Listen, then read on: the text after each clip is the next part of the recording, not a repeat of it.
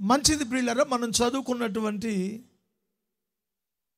వాక్య భాగము పరమగీత గ్రంథం. పరమగీత గ్రంథము 4వ అధ్యాయము 8వ వచనం. ఆ 8వ వచనంలోని మొదటి 2 వరుసలను మనం ఈ రాత్రి ధ్యానం చేద్దాం. ప్రాణేశ్వరి, లెబానోను విడిచి నాతో కూడా రమ్ము, లెబానోను విడిచి నాతో కూడా రమ్ము. బైబిల్ గ్రంథంలో 66 పుస్తకాలుంటే సంపూర్ణంగా అలంకార భాషలో వ్రాయబడిన పుస్తకం పరమగీత గ్రంథం. దేవుని వాక్యము 3 విధాలుగా ఉంటుంది. 1 అక్షరము, 2 అలంకారము, 3 మర్మము. దేవుని వాక్యం సెలవిస్తుంది కదా, అక్షరము చంపును, ఆత్మ జీవింపచేయును. వాక్యాన్ని నువ్వు అక్షరార్థంగా తీసుకుంటే దాని వలన నీకు ఎటువంటి ప్రయోజనం ఉండదు. వాక్యాన్ని కేవలం అలంకారప్రాయంగా నువ్వు తీసుకుంటే దాని వలన కూడా నీకు సంపూర్ణమైన ప్రయోజనం ఉండదు. అక్షరమునకు, అలంకారానికి అంతర్భాగంలో నిక్షిప్తమై ఉన్న దేవుని ఉద్దేశ్యం, దానినే దైవ మర్మము అని పండితులు వ్యాఖ్యానించారు. అక్షరానికి, అలంకారానికి అడుగున నిక్షిప్తమై ఉన్న దైవిక ఉద్దేశ్యమే మర్మము. అది నువ్వు ఎప్పుడు గ్రహించగలుగుతావో వాక్యము ద్వారా నువ్వు ఆధ్యాత్మికంగా దీవించబడగలుగుతావు. స్తోత్రం చెప్దామా? కొంచెం గట్టిగానే హల్లెలూయా. అలంకార భాషలో వ్రాయబడిన పుస్తకాలలో సామెతలు, ప్రసంగి, పరమగీతము, యెహెజ్కేలు, దానియేలు, హూషేయ, ప్రకటన గ్రంథాలను ఎక్కువగా మనం పరిగణలోనికి తీసుకోవచ్చు. అందులో పరమగీత గ్రంథం సంపూర్ణంగా అలంకార భాషలో వ్రాయబడింది. అలంకార భాష అంటే మీకు కనిపించే అక్షరం ఒకటి, దాని వెనుక ఉన్న దేవుని ఉద్దేశ్యం ఒకటి. కనిపించేదేమో మీ కంటికి మంచము, గొర్రెలు, లేక రథము, అశ్వము, ఇలాగ కొన్ని పదాలు కనపడతాయి. కానీ ఆ పదము వెనుక దేవుని యొక్క ఉద్దేశ్యం ఉంది. ఈ కనిపించే అక్షరానికి వెనుక ఉన్న దేవుని ఉద్దేశ్యం మర్మమైతే, ఆ కనిపించే భాష అలంకారం, అక్షరం అలంకారం. మీకు ఈజీగా అర్థం కావడానికి చెప్తాను. క్రొత్తగా పెళ్ళయింది, కోడలు కాపురానికి వచ్చింది. కొంచెం బాగా చదువుకున్న అమ్మాయి, అందులోనూ కాస్త ఆస్తిపరుల కుటుంబంలో నుండి వచ్చింది. అందులోనూ ఉద్యోగం చేస్తూ తాను కూడా సంపాదిస్తూ ఉంది. ఇన్నుంటే అత్తగారిని ఎంతమంది కోడళ్ళు లెక్క చేస్తారో ఆడవాళ్లకు మీకే తెలియాలి. సో ఇలాంటి వాళ్ళలో ఎక్కువ శాతం అత్తగారిని లెక్క చేసే మనసు ఉండదు. నాకేం తక్కువ, బోళ్ళంత ఆస్తి, బాగా చదువుకున్నాను, ఉద్యోగం చేస్తున్నాను, జీతం సంపాదిస్తున్నా, బోళ్ళంత కట్నం ఇచ్చాను, మా అత్తతో నాకేం పని అనే స్థితిలో కోడలు ఉందనుకోండి. మరి అత్తగారికి ఎలా ఉంటుంది? 25 ఏళ్ళు పెంచి నా కొడుకుని దీనికి ఇస్తే నన్ను లెక్క చేయడం లేదు అనే కోపం అత్తగారికి ఉంటుంది. సో ఇక వీళ్ళిద్దరి మధ్యలో సైలెంట్ వార్, అత్త కోడళ్ళ మధ్య సైలెంట్ వార్ జరుగుతూ ఉంటుంది అనమాట. అత్తగారికి ఏం కోడలంటే కడుపు మంట. సో ఇప్పుడు కోడల్ని తిట్టాలి, డైరెక్ట్గా తిట్టే పరిస్థితి లేదు ఇంట్లో. కారణం ఏంటంటే కట్నం తెచ్చింది, డబ్బు గల అమ్మాయి, చదువుకుంది, ఉద్యోగం చేస్తుంది, ఏమంటే ఏమో చూద్దనే భయం. కానీ ఉక్రోషం పట్టలేక ఈ అత్తగారు కోడల్ని తిట్టాలి. అంతలో ఒక కోడి వచ్చిందనుకో, ఛీ మొదన స్టపు కోడి, 30 లక్షల కట్నం తెచ్చానని దీని మిడిసిబాటు, ఎంతకాలం దీని మిడిసిబాటు అని తిడుతుంది. ఎవరిని చెప్పండి? ఎవరిని? కోడల్ని. ఎందుకని? కోడి 30 లక్షల కట్నం తేదు. కనిపించేదేమో కోడి, తిట్టేదేమో ఇది అలంకార భాష. సో మరి చదువుకున్న అమ్మాయి కదా, ఆ మాత్రం అర్థం కాదా? అత్తగారి లాంగ్వేజ్ కోడళ్ళకి అర్థమైంది. మా అత్త కోడి మీద పెట్టి నన్ను తిడుతోంది, ఇంతలో కుక్క వచ్చింది. ఛీ, ముసలి కుక్క 80 ఏళ్ళు వచ్చినా సావట్ల గుమ్మం పట్టుకుని ఆలాడుతుంది. ఏనాడు చచ్చుద్దో ఈ ముసలి కుక్క అని తిడుతుంది కోడలు. కుక్కకి 80 ఏళ్ళు ఉండవు, మా అయితే కుక్క బతికే వయసు 25 నుండి 35 సంవత్సరాల లోపే చచ్చిపోయింది అది. మరి 80 ఏళ్ళ కుక్క ఎవరు? బాగా చెప్తున్నారు ఆడవాళ్ళు, మీరు మంచివాళ్ళు, మీకు బాగా అర్థమైంది నా లాంగ్వేజ్. 80 ఏళ్ళ కుక్క అత్త. తిట్టేదేమో అత్తని, కనిపించేదేమో కుక్క. ఇది అలంకార భాష.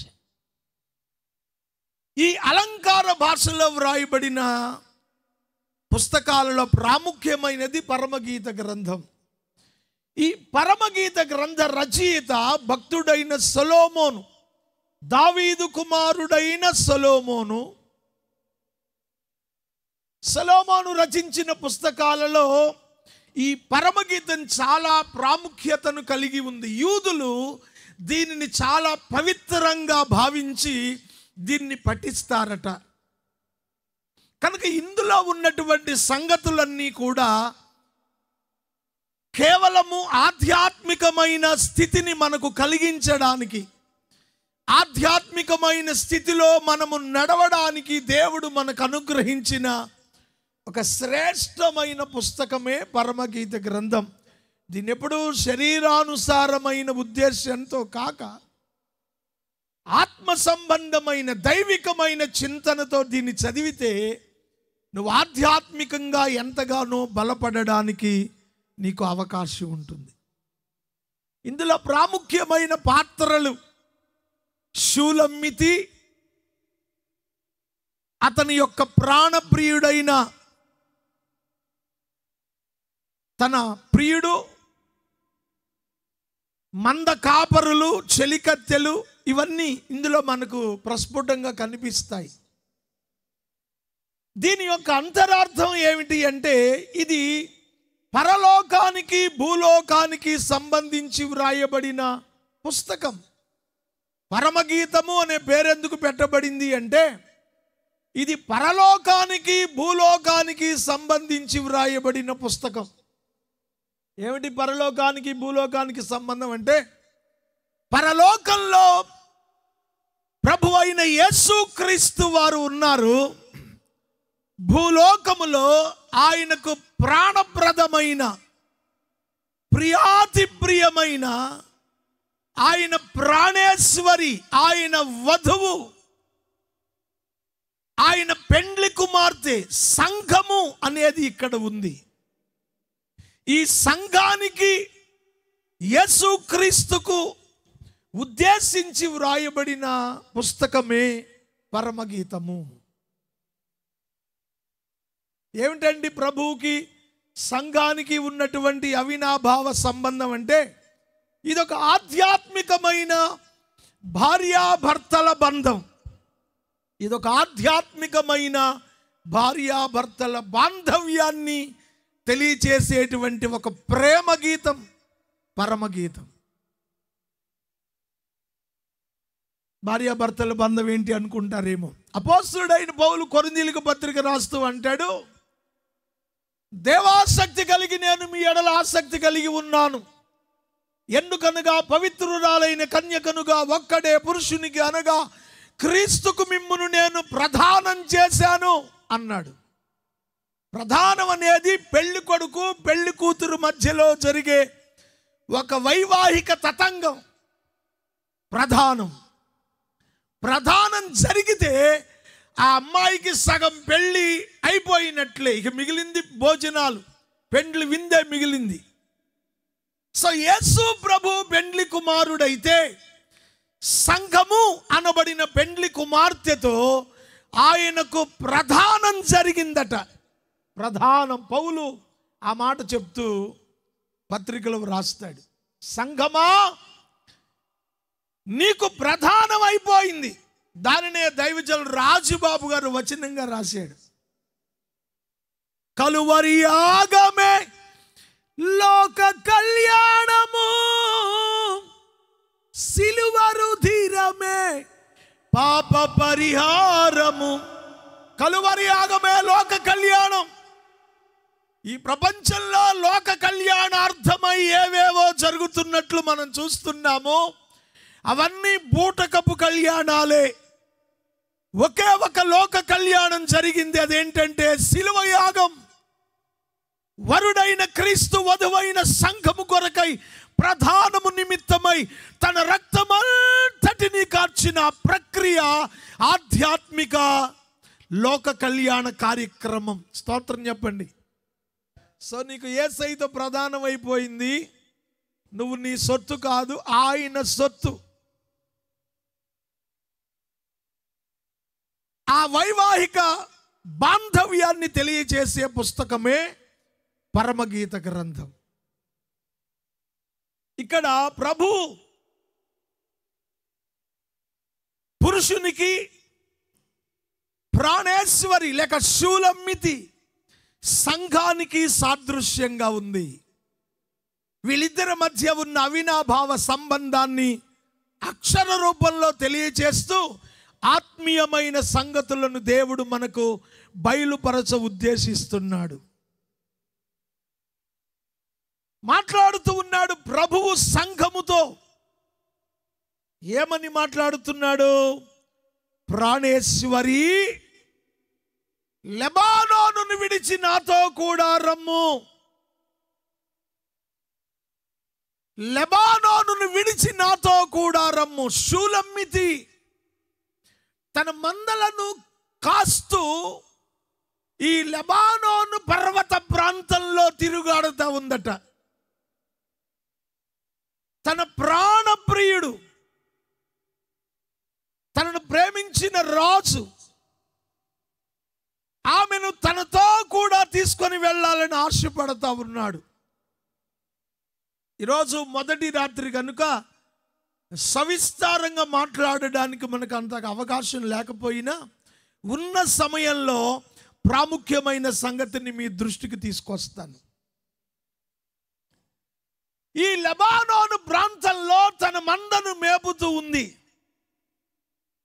తన ప్రియాతి ప్రియమైన ప్రాణేశ్వరి తనతో కూడా ప్రయాణం చేసి ఒక ఉన్నతమైన సామ్రాజ్యపు పట్టమహిషిగా తన ప్రక్కన కూర్చోవాలి అనుకునేది తన భర్త యొక్క, తన ప్రాణప్రియుని యొక్క ఆలోచన. ఇక్కడ ప్రాణప్రియుడు యేసుక్రీస్తు. ఎందుకంటే ప్రాణప్రియుడు అని ఎందుకు చెప్తున్నాను అంటే, ఆయన మన కొరకు తన ప్రాణములను పెట్టిన గొప్ప దేవుడై ఉన్నాడు. ఈ ప్రపంచంలో మానవ జాతి పాపము నుండి విమోచింపబడాలి అంటే మానవ జాతి కొరకు ప్రాణత్యాగం చేయాలి దేవుడు. అందుకే శాస్త్రంలో యజ్ఞోపపతి అని వ్రాయబడింది. అనగా యజ్ఞమే రక్షించాలి. ఓ మానవ జాతి, ఓ మనుష్యులారా, మీరు పాపము నుండి విమోచింపబడడం కొరకై మీ కొరకు ఒక యజ్ఞము చేయబడాలి. యజ్ఞోపపతి అనగా యజ్ఞమే మిమ్మలను రక్షించేది. ఏమిటా యజ్ఞం? గంధపు చెక్కలు, నెయ్యి, పుల్లలు ఇవన్నీ పోసి చేసే ఈ లోకాలే సంబంధమైన యజ్ఞ యాగాదుల వలన మానవునికి మోక్షము కలుగదు. మరి ఏ యజ్ఞం చెయ్యాలి?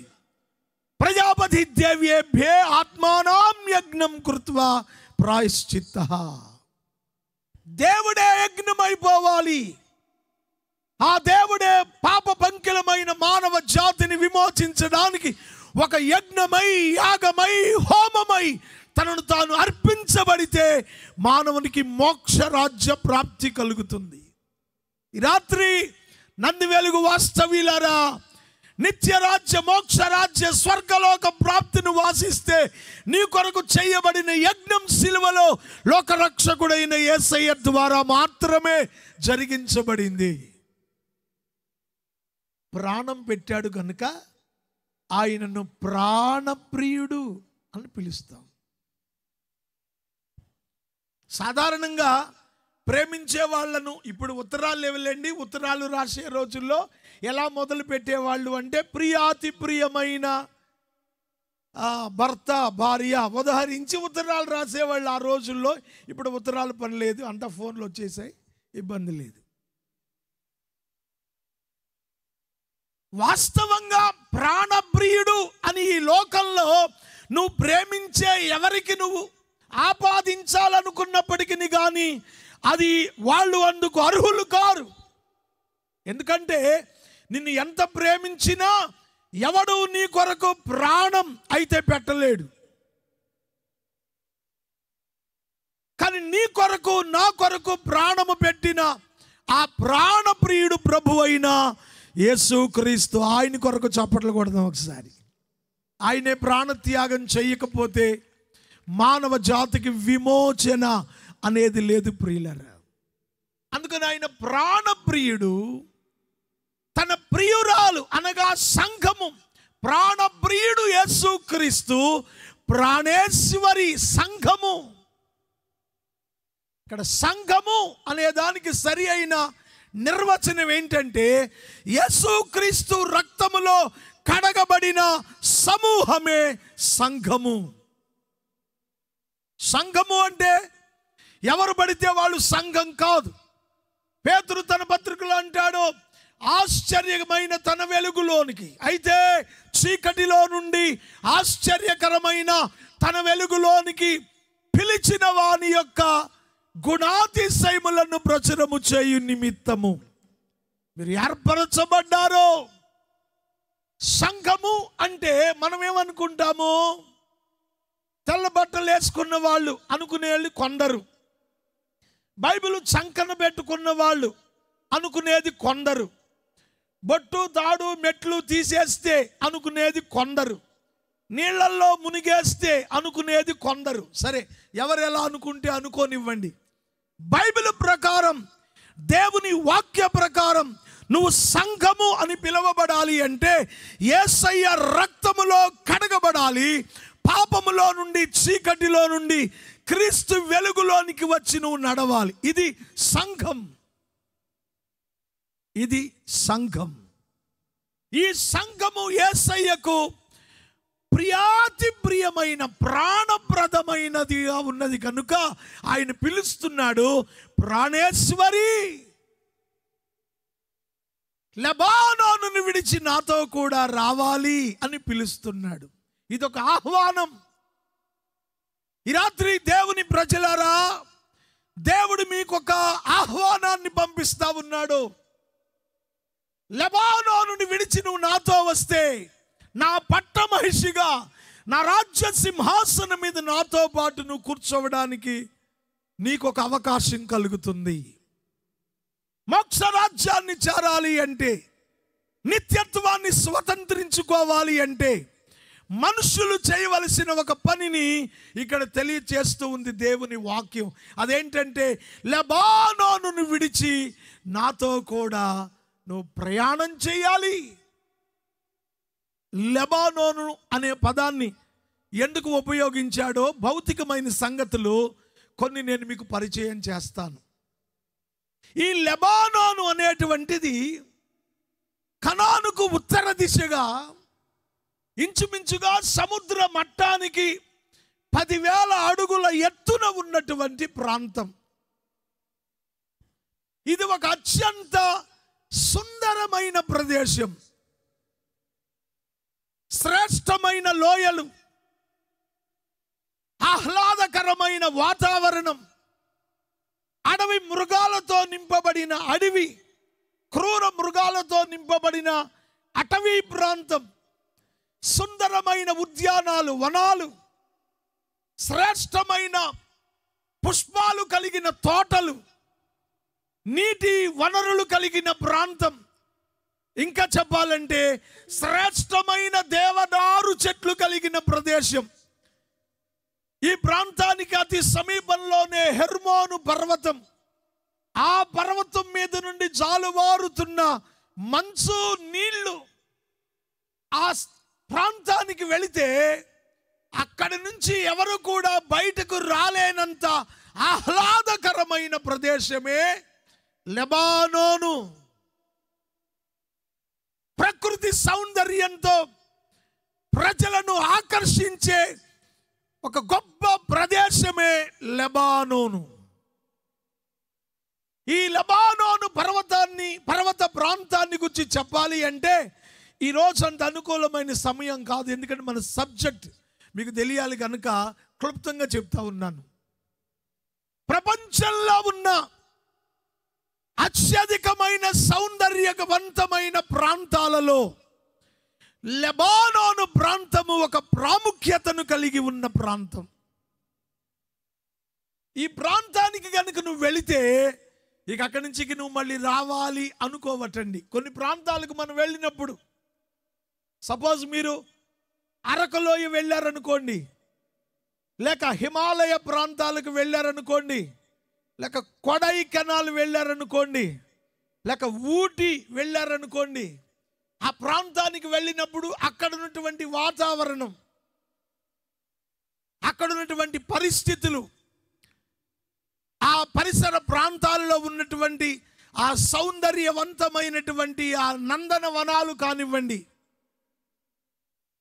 అవన్నీ చూసినప్పటికీ మనకేమనిపిస్తుంది అంటే ఇక్కడే ఉండిపోతే బాగుండును అనిపిస్తుంది. మీరు అరకు వ్యాలీ వెళ్ళారనుకోండి, ఇప్పుడు సమ్మర్ హాలిడేస్ వస్తున్నాయి, ఒకవేళ మీరు అరకులో చూడడానికి వెళ్ళారనుకో, అక్కడికి వెళ్ళిన తర్వాత మీకు అనిపిస్తుంది వేసవకాలం అంతా ఇక్కడే ఉండిపోతే బాగుండును. మీరు ఊటీ వెళ్ళారనుకో, చల్లని వాతావరణం, మనకి ఇక్కడ మండు వేసవిలో మనం భయంకరమైన బాధపడతాం. అదే వేసవకాలం మీరు ఊటీ వెళ్ళారనుకో, అబ్బే ఇక్కడి నుంచి మేము రాదలుచుకోలేదు, ఇక్కడే ఉంటాం అనిపిస్తుంది. ఆ కాఫీ తోటలు, తేయాకు తోటలు, రబ్బరు తోటలు, ఆ పర్వత ప్రాంతాల మధ్య నల్లని త్రాచు పాములాగా రోడ్లు, చల్లని వాతావరణం, ఆ ప్రకృతి సౌందర్యాన్ని చూసి రావడం ఇక నీ వల్ల కాదు. కొంచెం ఇటు నార్త్ హిమాలయాలు, లేదు ఇంకొంచెం ముందుకు లడాక్, మన దేశం చివరి సరిహద్దు లడాక్ వరకు వెళ్ళారనుకో, చుట్టూరు మంచు పర్వతాలు, మధ్యలో మనం ఉంటాం. పొద్దున్నే లేచి చుట్టుప్రక్కల చూస్తే ఆ మంచు పర్వతాల ప్రకృతి సౌందర్యాన్ని చూసి ఆహా ఇదే కదా భూతల స్వర్గం అనిపిస్తుంది, రాబుద్ధి కాదు. ఇంతటి సౌందర్యవంతమైన ప్రపంచాన్ని సృజించిన దేవుని యొక్క ఆలోచన ఎంత గొప్పదో ఆయనకు స్తోత్రం చెప్పాలి ఒకసారి. హల్లెలూయా. అలాగే ఈ లెబానోను ప్రాంతం కూడా ప్రకృతిలో సహజ సిద్ధమైన సౌందర్యాన్ని సంతరించుకున్నటువంటి ప్రాంతం. ఆ ప్రాంతాన్ని చూచినటువంటి తన ప్రాణప్రియమైన ప్రాణేశ్వరి ఆ ప్రాంతాన్ని విడిచి రాలేక ఆ ప్రాంతము వైపు ఆకర్షించబడతా ఉందటండి. ఆకర్షించబడతా ఉంది. ఆ ఆకర్షించబడి ఆ ప్రాంతంలో ఉంటే బాగుండును. అది ఎంత సౌందర్యమైనదైతే భక్తుడైన మోషే కూడా ప్రభువుని అడిగాడటండి, దేవా నేను ఒకసారి ఆ యోర్దాను అవతల ఉన్నటువంటి ఆ కనాను దేశము, ఆ లెబానోను ప్రాంతం కూడా చూసి ఆ తర్వాత చచ్చిపోతాలే అన్నాడంట. అంటే మోషేకే ఆ ప్రాంతాన్ని చూడాలి అనిపిస్తే అది ఎంత సౌందర్యవంతమైన ప్రాంతమో అర్థం చేసుకోండి. ద్వితీయోపదేశకాండ గ్రంథంలో మోషే దేవుణ్ణి అడిగాడు, దేవా ఆ లెబానోను ప్రాంతం చూసి వస్తానయ్యా. 40 ఏళ్ళు అరణ్యంలో నడిచాడు. అరణ్యం అటవీ ప్రాంతమే చూడడానికి ఆహ్లాదకరంగా ఉంటుంది. అంతకు మించిన ఆహ్లాదకరమైన సౌందర్యవంతమైన ప్రాంతం కావడం చేత మోషే నోరు తెరిచి దేవుడు అడిగాడట దేవుణ్ణి, దేవా నేను ఒకసారి ఆ ఏరియా చూసి వస్తాను అంటే దేవుడు అన్నాడు, నోరు మూసుకొని కూర్చోట, చెప్పింది చాలు, ఇక మాట్లాడు, మాకు చచ్చిపో అన్నాడు. ఎంత గొప్ప భక్తుడు! నేను అడిగితే ఇంత సేవ చేస్తే 40 ఏళ్ళు కష్టపడితే నేను అడిగిన చిన్న కోరిక తీర్చవా అని అలగలేదు. దేవుని చిత్తానికి లోబడిపోయాడు. మహాభక్తుడు ఆయన. మోషేకే చూడాలనిపించేంత సౌందర్యవంతమైన ప్రాంతము లెబానోను ప్రాంతం. ఈ లెబానోను ప్రాంతము లోకానికి సాదృశ్యం. గుర్తుపెట్టుకోండి ఈ మాట. ఈ లెబానోను ప్రాంతము లోకానికి సాదృశ్యం. ఈనాడు లోకంలో ఉన్నటువంటి అందచందాలు, ఆర్భాటాలు, ఆడంబరాలు మనం గమనిస్తే ఇదే భూతల స్వర్గం అనే మాట కొన్నిసార్లు మీరు వింటారు. స్వర్గం ఎక్కడో లేదురా, ఇక్కడే ఉంది అనిపిస్తుంది కొన్ని ప్రాంతాలు మనం వెళితే. కొన్ని దేశాల్లో మనం చూస్తే, సో దేశాలు పక్కన పెడదాం, మన దేశం వరకు చూసుకుంటే మన దేశంలో కొన్ని ప్రాంతాలు కనుక మనం వెళితే కనిపిస్తుంది, అబ్బా ఇంతకు మించిన స్వర్గం ఏముంది అనిపించేంత సౌందర్యవంతమైన ప్రాంతాలు భూమి మీద ఉన్నాయి ప్రియులారా. వాటిని చూసినప్పుడు మనస్సు వాటి వైపు ఆకర్షించబడి తిరిగి రావడానికి ఇష్టపడదు.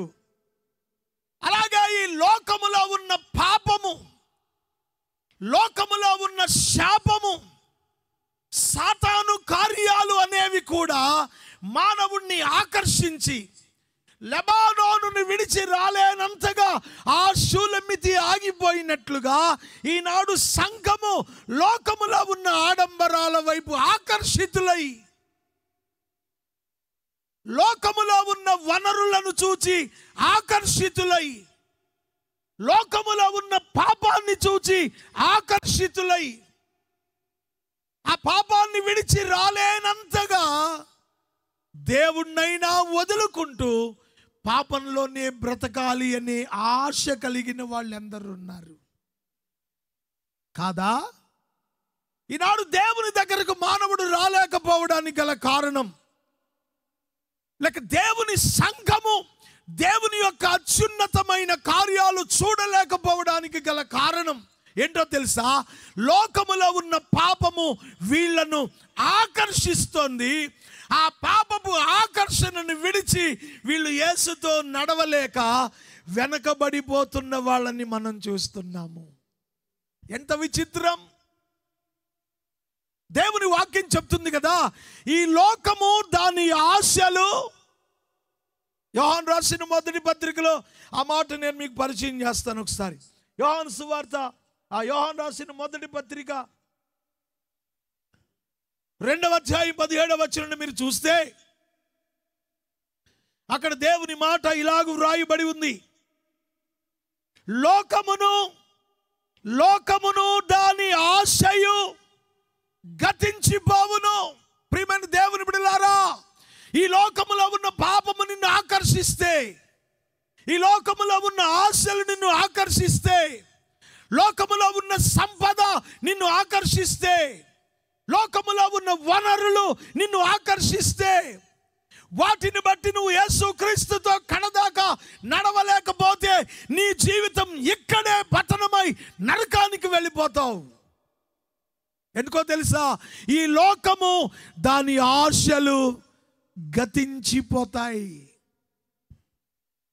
ఎవరు నిన్ను యేసుతో నడవకుండా ఆపివేయగలుగుతున్నారు?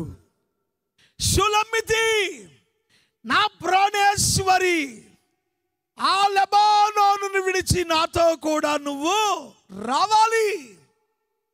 ఆ లెబానోనులోనే ఉంటానంటే, ఆ ప్రకృతి సౌందర్యానికి ఆకర్షించబడితే, ఆ ఆశలకు నువ్వు బానిసవైపోతే నాతో కూడి నడవలేవు. నేనుండు స్థలానికి నువ్వు రాలేవు. ఈ రాత్రి దేవుని వాక్యం మనతో మాట్లాడుతూ ఉంది. లోకమనే లెబానోనుని విడిచి నువ్వు యేసయ్యతో నడవగలవా? ఇది కొంచెం కష్టమైన పని. ఎందుకో నేను మీకు జ్ఞాపకం చేస్తాను ఒకసారి. అపోస్తలుల కార్య గ్రంథంలో 5వ అధ్యాయం 4వ వచనం కనుక మీరు చూస్తే ఎందుకు కష్టమైనదో నేను మీకు అక్కడ మీకు గుర్తు చేస్తాను. 5వ అధ్యాయం 4వ వచనంలో, అది నీ యొద్దనున్నప్పుడు నీదే కదా, అది నీ వశమై ఉండలేదా? ఎందుకు ఈ సంగతిని హృదయములో ఉద్దేశించుకున్నావు? నీవు మనుష్యులతో కాదు దేవునితోనే అబద్ధమాడితివని చెప్పాను. జాగ్రత్త గమనించండి. అననీయ సబ్బీరా అపోస్తలుల కాలంలో జరిగిన సంఘటన. అపోస్తలుల యొక్క సేవను వాళ్ళు కళ్ళారా చూస్తూ ఉన్నారు. అపోస్తలులు వారి ఆస్తి ఒక చోట పెట్టి అందరూ కలిసి దేవుని పరిచర్య చేస్తున్న దినాలవి. ఆ పరిచర్య విధానాన్ని చూశారు వీళ్ళు. ఈ పరిచర్యను చూసి వీళ్ళు ఒక తీర్మానం చేసుకున్నారు. భార్యాభర్తలు ఇద్దరు కూడా. ఒకళ్ళు చేసింది కాదు. ఒక్క అననీయాది తప్పు అనడానికి లేదు, ఒక్క సబ్బీరాది తప్పు అనడానికి లేదు. ఇద్దరు కలిసి ఒక తీర్మానం చేసుకున్నారు. అదేంటంటే, సేవంటూ చేస్తే ఇలాగే చెయ్యాలి. ఇలా చేస్తేనే మనం దేవుని సంతోష పెడతాము. ఈ లోకంలో మనకున్న ఆస్తిపాస్తులు ముఖ్యం కాదు, దేవునితో కలిసి నడవాలి అని ఒక తీర్మానం చేసుకొని వారికి ఉన్న పొలమంతా అమ్మేశారు. Taking a great decision. ఒక మంచి నిర్ణయాన్ని తీసుకున్నారు వాళ్ళు. దేవుని సేవ చేత ఆకర్షించబడిన వీళ్ళు తమకున్నటువంటి పొలాన్ని అమ్మేశారు. ఆ డబ్బును చేతపట్టుకున్నారు. ఇక రేపు అపోస్తలుల దగ్గరికి వెళ్ళాలి అనుకోండి. కాసేపు ఇద్దరు కూర్చున్నారటండి. ఒకళ్ళు ముఖం ఒకళ్ళు చూసుకున్నారు. అననీయ, ఏంటమ్మా, ఏంటి సంగతి? చూసావా ఎంత డబ్బు వచ్చిందో? మన పొలం అమ్మితే ఇంత వచ్చింది అనుకోలేదు కదా. మన పొలం చాలా మంచిది, మంచి రేటే పలికింది, మంచి డబ్బే వచ్చిందిలే కానీ అన్నాడు. నేను అనేది అది కాదు. మనం ఏదో కొంచెం వస్తుందేమో తీసుకెళ్ళిద్దాం అనుకున్నాము. ఏంటి ఇంత డబ్బులు వచ్చాయి? ఇంత డబ్బులు ఇవ్వడం అంత అవసరం అంటావా? ఇందులో కొంత మనం దాచుకుంటే ఏమైందంటావు? అపోస్తలుల లెక్కలో ఎంత వచ్చిందో వాళ్ళకు కూడా తెలియదు కదా. ఆయన ఉమ్మడి సొమ్ములో ఇది కలిసిపోద్ది కదా. ఇక వీళ్ళు ఆలోచించుకోవడం మొదలు పెట్టారు. వీళ్ళిద్దరూ కలిసి ధనాన్ని ఆశించడం ప్రారంభించారు. దేవుని వాక్యం చెప్తుంది కదా, ధనాశ సమస్త కీడులకు మూలం. వీళ్ళను ధనము ఆకర్షించింది. జాగ్రత్త గమనించండి. వాళ్ళకు శ్రేష్టమైన భక్తి చేశారు. కొంతకాలం ఆ భక్తిలో కొనసాగారు. అపోస్తలుల సమర్పణకు వీళ్ళు ఆకర్షించబడ్డారు. బ్రతికితే ఇలాగే బ్రతకాలి అనుకుని తీర్మానం చేసుకున్నారు. తుచ్చమైన ఆస్తి అని అమ్మేశారు. ఇంత దూరం వచ్చిన తరువాత అపవాది వాళ్ళను ప్రేరేపించడం ప్రారంభించింది. ఇది గుర్తుపెట్టుకోవాలి. నువ్వెప్పుడైతే దైవికమైన జీవితంలో కొనసాగాలి అనుకుంటావో, ఓ సమర్పణ కలిగి జీవిస్తావో, ఒక సమర్పణతో ప్రయాణాన్ని ప్రారంభిస్తావో, నీ ప్రయాణము చివరి దాకా వెళ్లకుండా మధ్యలో అపవాది నిన్ను ప్రేరేపిస్తాడు. ఎంతమంది ఇలా విశ్వాస ప్రయాణం చేస్తూ మధ్యలో భ్రష్టులైపోయారో నేను మీకు చెప్పనవసరం లేదు. ఈనాడు సమాజంలో మనం చూస్తూ ఉన్నాం ప్రియులారా. అనేక మంది ఒక సమర్పణతో దేవుని దగ్గరకు వచ్చి, ఒక సమర్పణతో పరిచర్యలోనికి వచ్చి, ఒక సమర్పణలో సంఘానికి వచ్చి, ఆ విశ్వాసాన్ని కొంతకాలం కొనసాగించిన తరువాత ధనము వైపు ఆకర్షించబడడానికి సైతాను వాళ్ళను ప్రేరేపిస్తూ ఉంది. ప్రేరేపిస్తా ఉంది, ప్రేరేపిస్తా ఉంది. ఈ రాత్రి నీ జీవితంలో యేసుతో కలిసి నడవకుండా లెబానోను నిన్ను ఆకర్షిస్తే చివరి దాకా ఆ విశ్వాస యాత్రను కొనసాగించలేవు. ప్రాణేశ్వరి, నీ ప్రయాణం కొనసాగి ఆ సింహాసనం చేరాలంటే లెబానోనును విడిచి నాతో కూడా రమ్ము, రమ్ము, రమ్ము. వస్తావా? పాపం ప్రేరేపిస్తా ఉంది, ధనం ప్రేరేపిస్తా ఉంది, సైతాను ప్రేరేపిస్తా ఉంది. అననీయా, నీ ఆలోచన కరెక్ట్ కాదు. సబ్బీరా, నీ ఆలోచన కరెక్ట్ కాదు. నువ్వైనా మీ ఆయనకి చెప్పని ఈవిడ్ని ప్రేరేపిస్తుంది, నువ్వన్నా మీ ఆవిడికి చెప్పని ఆయన్ని ప్రేరేపిస్తా ఉంది. సైతాను ఎంత కుయుక్తి గలదో ఆలోచించండి. ఇద్దరు దొంగలు కలిసి ఒక పెద్ద దొంగతనం చేసి డబ్బు, నగలు, బంగారం అన్ని దొంగిలించారు. వాళ్ళు అనుకున్నారు, ఈ దొంగతనంతో మన లైఫ్ సెటిల్ అయిపోతురా అనుకున్నట్లుగానే దొంగతనం చేసేశారు. ప్రజలెవరికి తెలియకుండా ఎక్కడైనా అడవిలోనికి పోయి మనం పంచుకుందాం అనుకున్నారు. దగ్గరలో ఒక అడవి ఉంది, ఆ అడవిలోనికి పోయారు. అక్కడ ఒక పాడుబడ్డ ఏదో చిన్నపాటి గది లాంటిది ఒకటి కనపడింది. అక్కడ కూర్చుని పంచుకుందాం అనుకున్నారు. అంతలో సైతాన్, పాపము వాళ్ళిద్దరిని రెండు వైపుల నుండి ప్రేరేపిస్తూ ఉంది. ఒకడు అనుకున్నాడు, ఇంత బంగారం, ఇంత డబ్బు వాడికి సగం ఇస్తే నాకేం వస్తుంది, మొత్తం నాకే కావాలి అనుకున్నాడు. సేమ్ థాట్ అవతల వాడు ఆలోచిస్తున్నాడు. ఇంత బంగారం, ఇంత డబ్బు వీడికి ఇస్తే సగం నాకేం వస్తుంది, మొత్తం నాకే కావాలి. సాతాను ఎందుకు మిమ్మల్ని ప్రేరేపించింది అననీయా, సప్పీరా అడుగుతున్నాడు సేవకుడు. సో ఇద్దరిలోనూ ఒకే ఆలోచన వచ్చింది. ఒకడు కలగజేసుకున్నాడు, వరే ఇక మనకు తిరుగులేదురా, మన లైఫ్ సెటిల్ అయిపోద్ది, ఇక దొంగతనాలు చేయక్కర్లేదు, ఇద్దరం చెరిసగం పంచుకుందాం. నాకు బాగా ఆకలేస్తుందిరా, ఒక పని చేస్తావా, నువ్వు ఇంటికెళ్ళి నువ్వు అన్నం తిని నాకు అన్నం తీసుకురా, లేదనుకో నువ్వు ఇక్కడ ఉండు, నేను ఇంటికెళ్ళి నేను అన్నం తిని నీకు అన్నం తీసుకొస్తా, తిని పడుకొని లేచి ప్రశాంతంగా పంచుకున్నాం చెరిసగం. ఓహో, నువ్వన్న వెళ్ళు నేనన్నా వెళ్తాను అన్నాడుగా, సో ఈ మంచిగానే మాట్లాడాడు అనుకున్నాడు. అనుకొని నేను వెళ్తాలే పోయ్ అనుకుని ఒకడు ఇంటికి వెళ్ళిపోయాడు. ఒకడు ఆ దొంగిలించిన సొత్తు దగ్గరే ఉన్నాడు.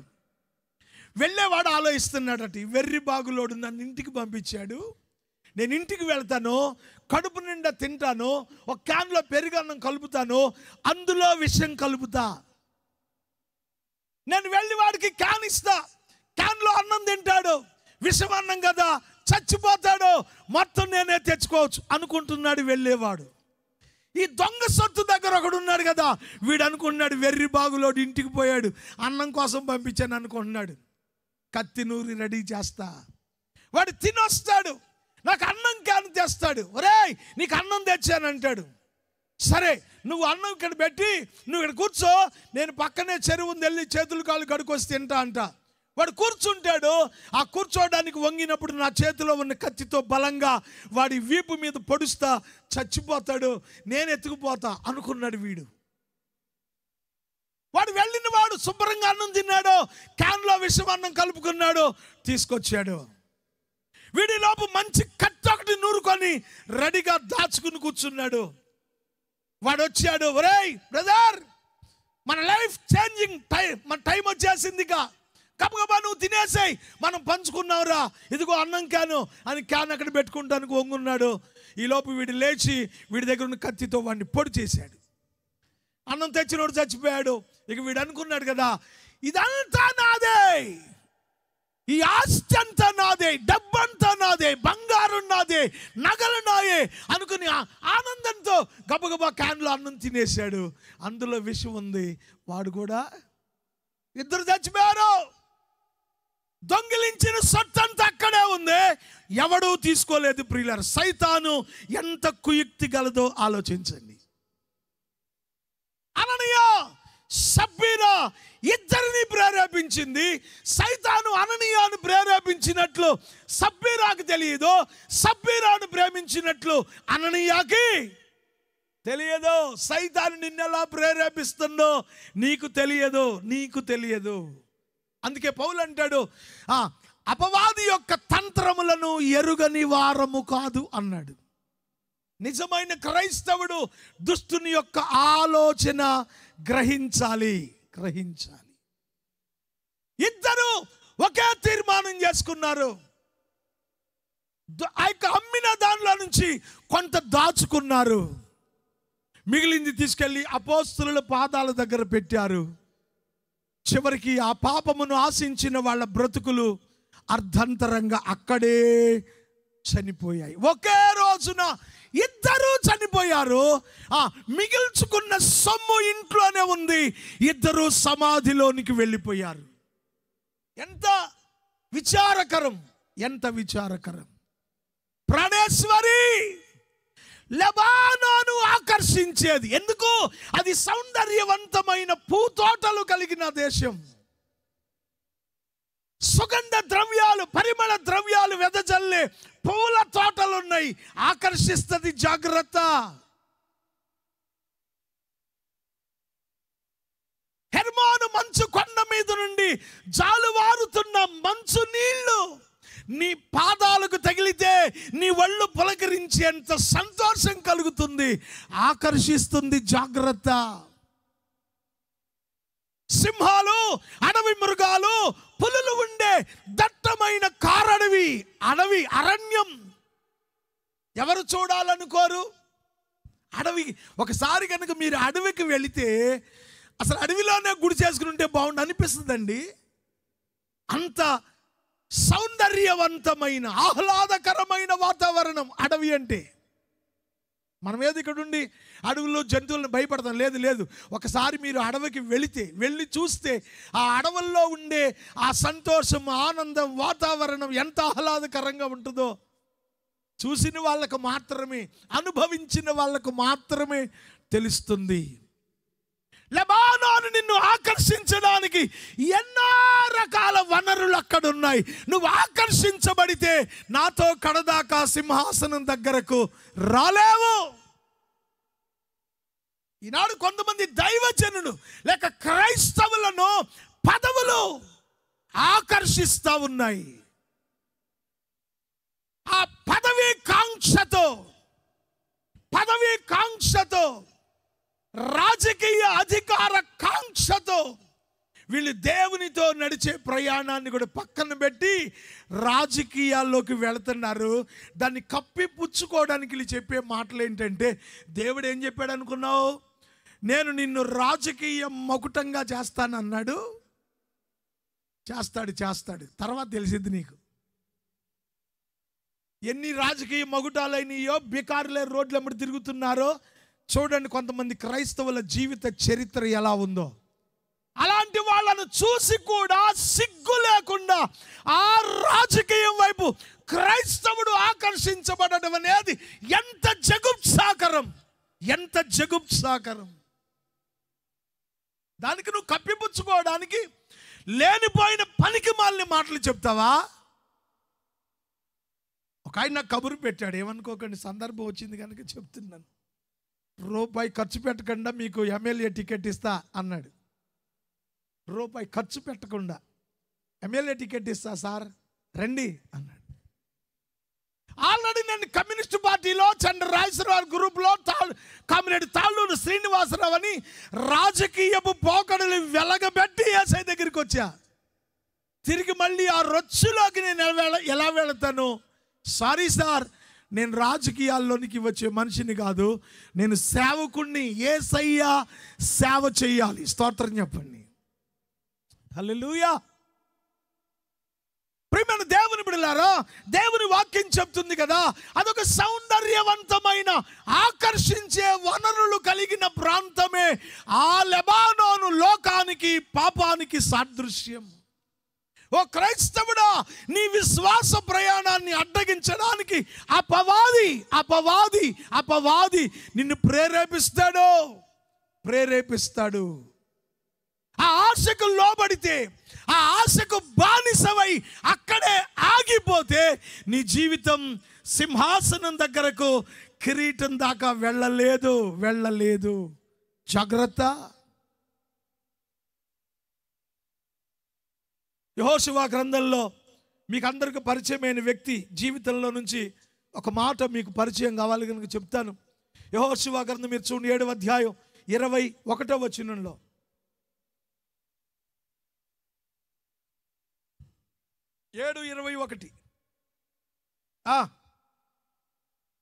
దోపుడు సొమ్ములో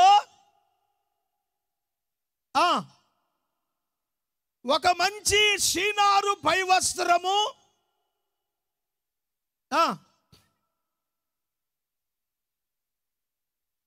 కమ్మిని నేను చూచి వాటిని ఆశించి తిని. ఆగరా తల్లి, మీరు ఆ బిట్టు అండర్లైన్ చేసుకోండి. నేను చూచి వాటిని ఆశించి తిని. ఆకాను యెరికో పట్టణంలోనికి వెళ్ళినప్పుడు అక్కడ వెండి, బంగారము, షీనారు వస్త్రాలు కనబడ్డాయి. అక్కడి దాకా తన ప్రయాణం మంచిగానే సాగింది. అడ్డు వచ్చిన ప్రతిదీ నాశనం చేసుకుంటా అరవేర భయంకరుడై ముందుకు వెళ్ళిపోతా ఉన్నాడు. ఈ ప్రయాణంలో ఒక చోట అతని అడుగు తడబడింది, నిలిచిపోయాడు. ఏం కనబడింది అబ్బాయి? ఆగావు. బంగారము, వెండి, షీనారు వస్త్రాలు కనపడ్డాయి. కనబడితే నువ్వెందుకు ఆగావు? వాటిని చూడగానే నా మనస్సు దానిని ఆశించింది. పాపానికి ఉన్న నైజం ఆకర్షణ. గుర్తుపెట్టుకోండి, పాపానికి ఉన్న నైజం, the nature of sin is attraction. It will be attracted you.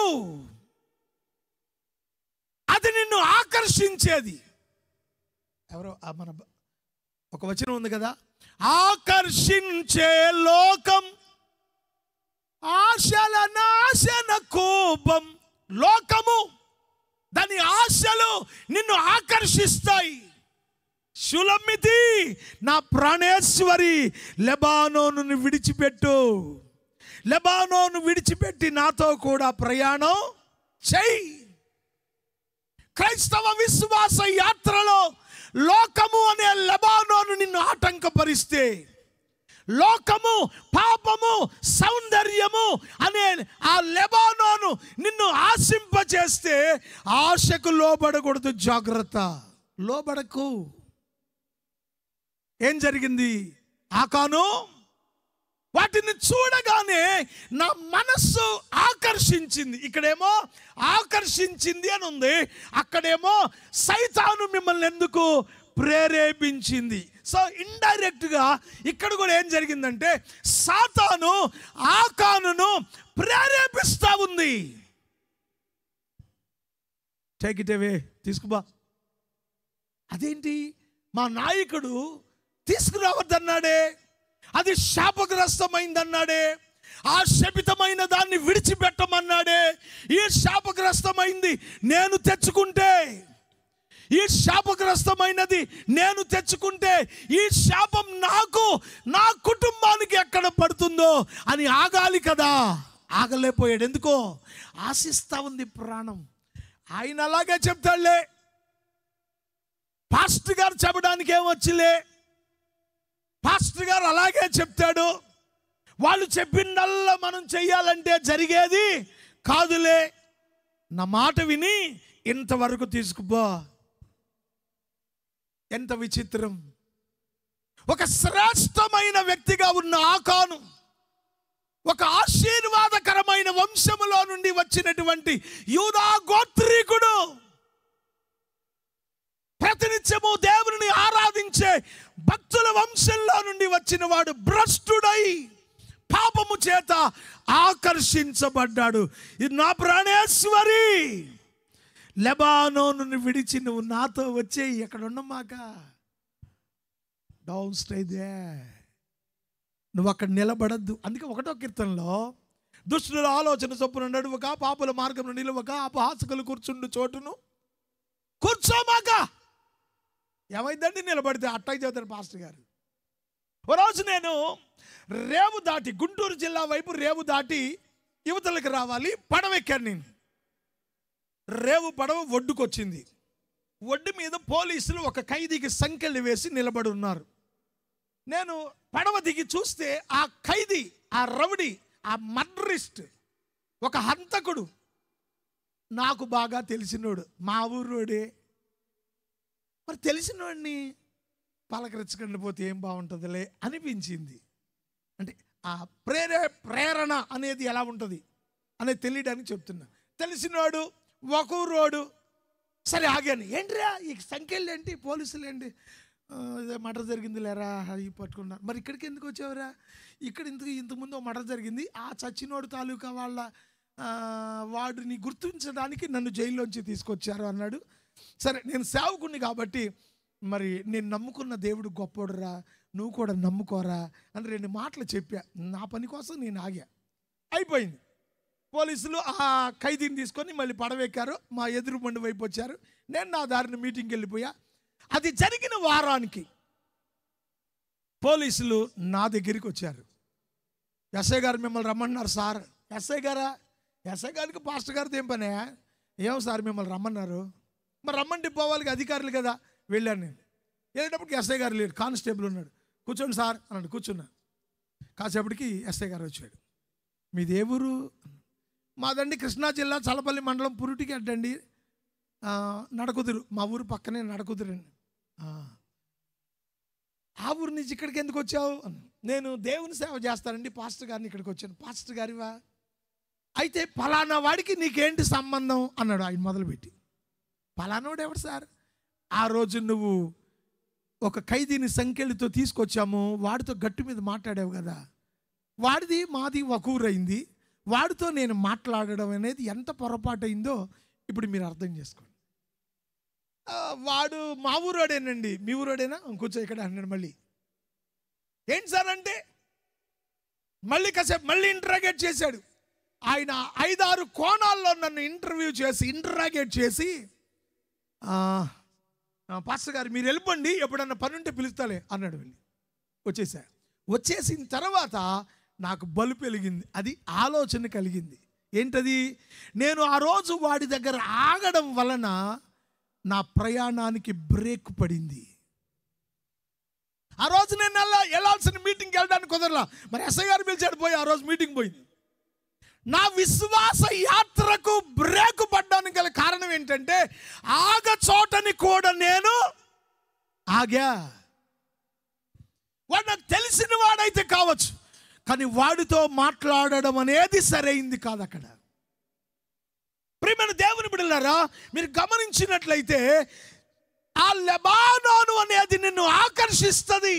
అదే లోకంలో ఉన్న పాపం, లోకంలో ఉన్న అందచందాలు, ఆడంబరాలు ఇవన్నీ ఆకర్షిస్తాయి. మీరు గమనించండి. ఏమనుకోనంటే చెప్తాను నేను, ఏమనుకోమాకండి, ప్రభు మహిమ కొరకే ఏదైనా చెప్తాను నేను. ఈనాడు దేవుని పిల్లలుగా ఉన్నటువంటి వాళ్ళు కూడా, వాడు నాకు మనవడు వరుస అవుతాడు. ఈరోజు ఈ మధ్యలో నేనట్టు ఏలూరు వైపు వెళ్తే వాడు కనపడ్డాడు. మనవడు అంటే బంధువేం కాదు, నేను అలాగే పిలుస్తాను, మనవడు అంటాను, తాతయ్య అంటాడు. వాళ్ళ నాన్న మంచి సేవకుడు, ఒక మంచి సేవకుని కొడుకు. ఆడండి చుట్టూరు గొరిగించుకొని మధ్యలో కుప్పకట్టలు నిలబెడతామే అట్టుంది చుట్టూ.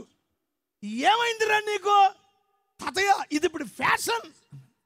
నీ ఫ్యాషన్ తెల్లారి పని. మీ నాన్న పెద్ద పాస్టర్ గారు, మీ నాన్నగారు చక్కగా పక్క పాపిడి తీసుకొని మంచిగా భక్తి చేస్తుంటే నువ్వు చుట్టూరు నరికేసిన అడవిలాగా మధ్యలో ఇది పెట్టుకుని ఏంటిరా?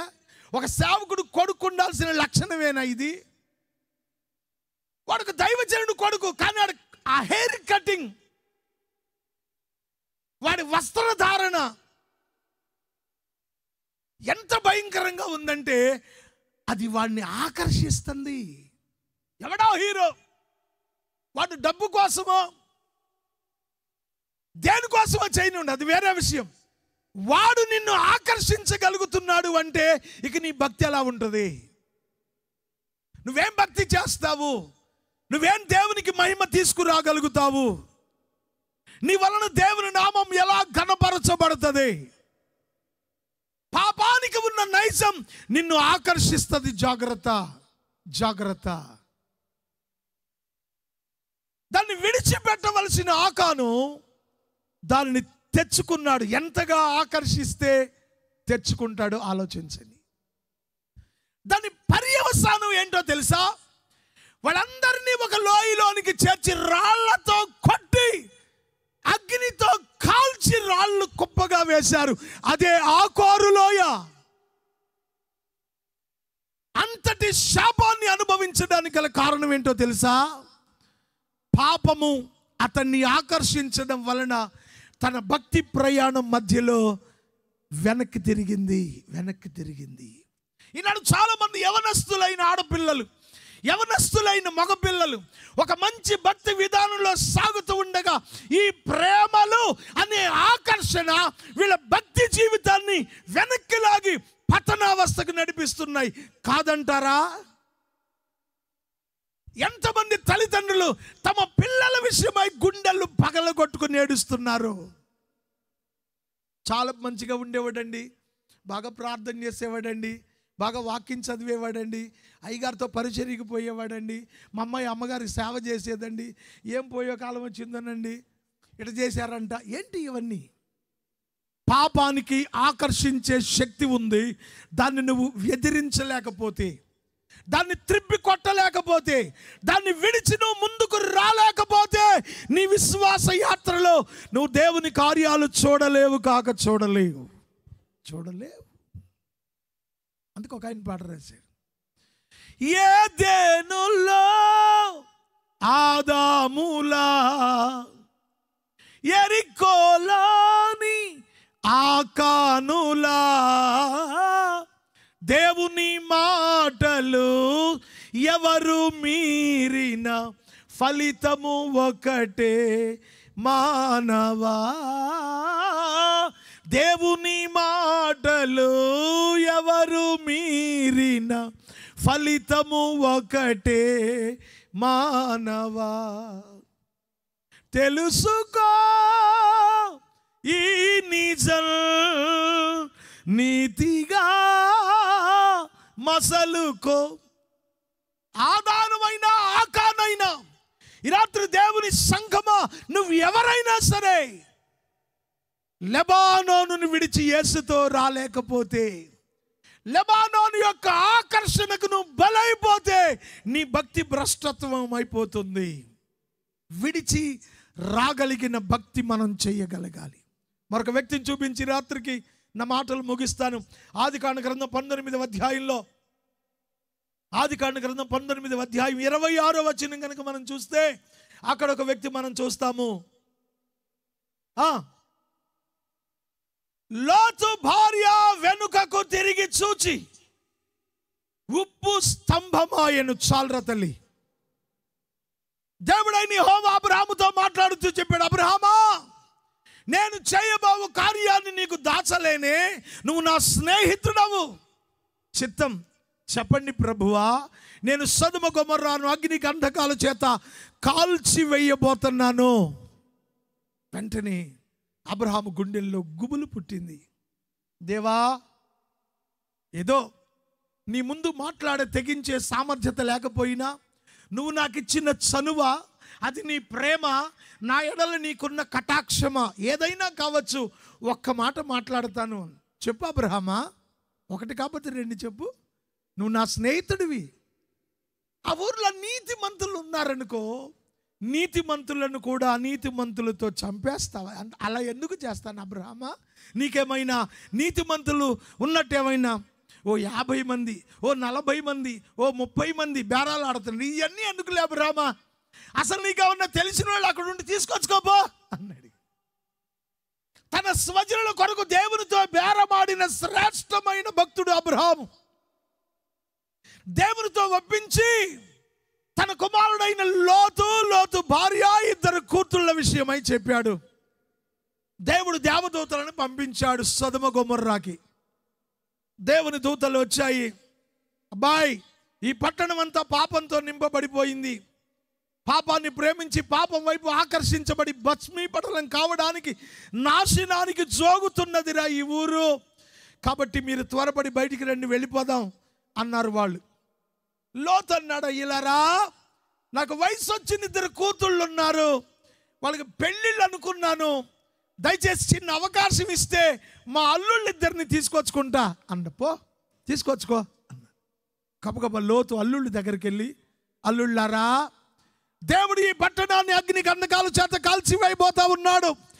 ఆ దుస్థితి దీనికి కలగక మునిపే దేవుడు మనల్ని ఇక్కడి నుంచి బయటికి వెళ్ళమంటున్నాడు, రండి అని అడిగితే వాళ్ళు హేళన చేశారట, వేళాకోళం చేశారు. బైబిల్లో ఉంది, లోతు తన అల్లుళ్ళ దృష్టికి ఎగతాళి చేయబడెను. ఎగతాళి చేశారట.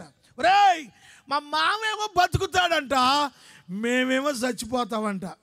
ఈ ఊరంతా అగ్ని చేత దేవుడు కాల్ చేస్తాడంట, ఆ సంగతి దేవుడు ఈయనకి చెప్పాడంట. హేళన చేశారు. ఈ రాత్రి దైవజనుని ప్రయాస, ఈ సువార్త ప్రకటన వెనుక ఉన్న ఉద్దేశం, నంది వెలుగులో ఏ ఒక్కరు నశించి నరకానికి పోకూడదు అనే దృక్పథంతోనే కొన్ని వేల రూపాయలు వెచ్చించి సభలు పెడుతున్నాడు. ఇది నీకు ఒకవేళ ఎగతాళిగా ఉంటే, దాని పర్యవసానం నువ్వు అనుభవించిన రోజున నువ్వు రొమ్ము కొట్టుకొని ఏడవక తప్పదు. స్తోత్రం చెప్పండి. హల్లెలూయా. వచ్చేసాడు లోతు. 2 కూతుళ్ళు భార్యని వెంట పెట్టుకున్నాడు. దేవదూతలు త్వరపెట్టి బయటకు తీసుకుని పోతా ఉన్నాయి. లోతు భార్యట తన గ్రామంలో ఉన్న అల్లుళ్ళ మీద ఉన్న ప్రేమ కావచ్చు, లేక తనకున్న ఆస్తిపాస్తుల మీద ఉన్న ఆశ కావచ్చు, ఆ లోకాశ అనేది ఆమెను ముందుకు సాగనివ్వక వెనుకకు తిరిగేటట్లుగా చేసింది. ఈనాడు మానవుడి విశ్వాస జీవితంలో కడవరకు కొనసాగలేకపోవడానికి గల కారణము లోకాశ, నేత్రాశ, జీవపుడంబము. ఇవి నీ విశ్వాస జీవితాన్ని ముందుకు సాగనివ్వడం లేదు. ఇవే దేవుని కార్యాన్ని నీ కుటుంబంలో జరగనివ్వడం లేదన్న సంగతి నువ్వు గ్రహిస్తే, యేసుతో కలిసి నడవడానికి ఓ తీర్మానం చేసుకో. ఈ రోజున షులమ్మితి లేక ప్రాణేశ్వరి, లెబానోనును విడిచి నాతో కూడా రా. దేవుడు పిలుస్తున్నాడు నీ జీవితాన్ని దీవించడం కొరకై. వస్తావా? ఎప్పుడైతే వెనక్కి తిరిగిందో ఉప్పు స్తంభంగా మారిపోయింది. ఎంత విచారకరం, ఎంత విచారకరం. లోకము మోసము, రంగుల వలయము, నాశన కూపము, నిరతము శోకము. లోకము మోసము, రంగుల వలయము, నాశన కూపము, నిరతము శోకము. యేసే మార్గము, సత్యము, జీవము. యేసే మార్గము, సత్యము, జీవము. యేసుని మార్గము నిత్యానందము. యేసుని మార్గము నిత్యానందము. అదిగో అంజూరము, ఓ క్రైస్తవ, చిగురించెను చూడుము. అదిగో అంజూరము, ఓ క్రైస్తవ, చిగురించెను చూడుము. లోకాశ, నేత్రాశ, శరీర డంబమనే ఆ లెబానోను నిన్ను ఆకర్షించగా యేసుతో నీ ప్రయాణం ఎక్కడ ఆగిపోయిందో ఆలోచించి, దేవునికి ఇవ్వవలసిన దాని దగ్గర ఆగిపోయావా? కొంతమంది జీవితాల్లో నుండి దేవునికి ఇవ్వవలసిన కానుకలను బిగబట్టి, అననీయ సబ్బీరాల కథ తెలిసినా వీళ్ళ బ్రతుకుల్లో ఆ శాపం నుండి బయటకు రాలేక ఇంకా దేవునికి ఇవ్వవలసింది వాళ్ళే తినేస్తూ దేవుని శాపానికి గురయ్యే వాళ్ళని మనం చూస్తూ ఉంటాం. ఎంత విచారకరం. ఎందుకు వాక్యపు వెలుగు మన మీదకు ప్రకాశిస్తుంది అంటే, ఆ వాక్యపు వెలుగులో మన లోట్లు సరి చేసుకొని ఆగిన మన ప్రయాణం సాగిపోవాలనేది దేవుని యొక్క ఉద్దేశ్యం. తలలు వంచి కళ్ళు మూసుకోండి, చిన్న ప్రార్థన చేస్తాను. తలలు వంచి ఎక్కడి వాళ్ళు అక్కడే కళ్ళు మూసుకోండి, చిన్న ప్రార్థన చేస్తాను.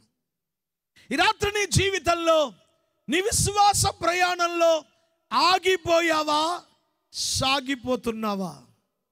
దేవుడు పిలుస్తున్నాడు, ప్రాణేశ్వరి లెబానోనును విడిచి నాతో కూడా రమ్ము.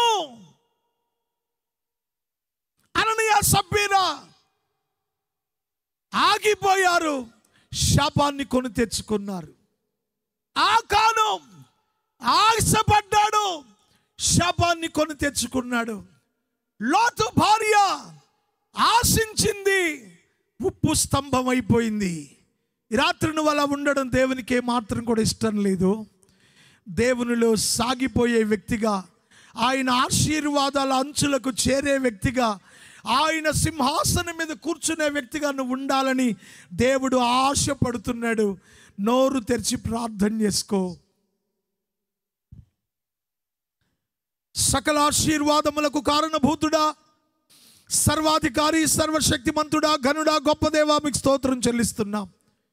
ఈ రాత్రి నీ లేఖన ముఖాంతరంలో నుంచి మాతో మాట్లాడిన ప్రతి శ్రేష్టమైన మాట కొరకై స్తుతులు, స్తోత్రాలు నాయనా. షులమ్మితి లెబానోనును విడిచి నాతో కూడా రమ్మన్నావు. లోక సౌందర్యానికి ప్రతీకగా ఉన్నటువంటి, లోక ఆశలకు దర్పంగా లేక అర్థంగా ఉన్నటువంటి ఆ పాపమనే ఆ లెబానోనును విడిచి రావాలని మీరు పిలిచిన పిలుపుకు లోబడి మా విశ్వాస ప్రయాణంలో ఎక్కడ ఆగిపోయామో అక్కడ నుంచి తిరిగి ప్రయాణం చేయడానికి సహాయం చేయి నాయనా. మునిగిపోతున్న పేతురు హస్తాన్ని పట్టుకుని పైకి లాగినట్లుగా ఆగిపోయిన మా చేతులను బట్టి కడవరకు నడిపించండి. పాపము, లోకము, ధనము మమ్మలను ప్రేరేపించక, సాతాను ప్రేరణకు మేము లోబడక, నీ పిలుపుకు లోబడిన వారమై నీతో కలిసి కడవరకు నడిచే విశ్వాస యాత్రికులుగా ఉండడానికి సహాయం చేయండి. విత్తబడిన మాటలు ప్రజల హృదయాల్లో ఫలింపచేసి ప్రతి జీవితము నీ సింహాసనము వరకు నడవగలిగినది ఉండుటకు నీ ఆత్మ చేత అభిషేకించమని, కృప చూపించమని మా ప్రభువును ప్రియ రక్షకుడైన యేసు ఘననామంలో ప్రార్థిస్తున్నాము తండ్రి. అందరూ చెప్దాం ఆమేన్, ఆమేన్, ఆమేన్.